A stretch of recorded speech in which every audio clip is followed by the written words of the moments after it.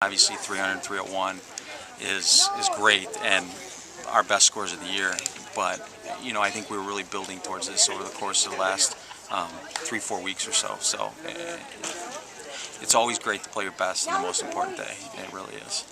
Even though you certainly had that advantage going in, you had the advantage of the entire field, D1, D2.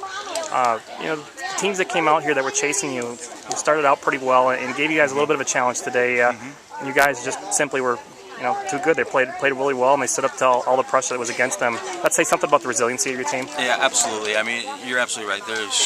They could have easily come here today, struggled a little bit, started to question themselves, started to let down, but they didn't happen. I think part of them maybe felt like some people looked at yesterday as a little bit of a fluke, and so had a little chip on their shoulder about that, which is never a bad thing when you're competing in athletics. And this is just a really experienced group, and when you got experience and they're confident, you can roll with a lot of punches, and you can excel in dire circumstances, tough conditions, pressure moments and all that, and that's what they did.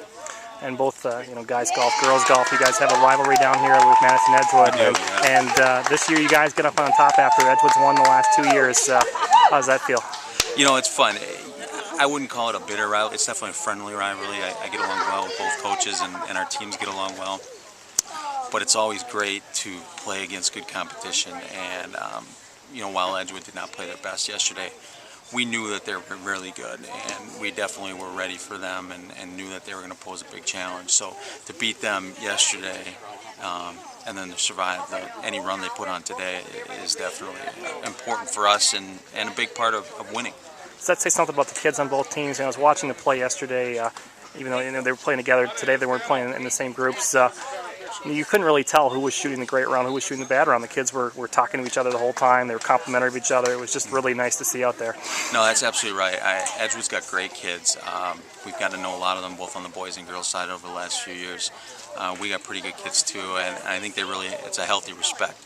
They definitely want to beat each other as badly as they can, but it's in a good way, and that's what high school sports should be about.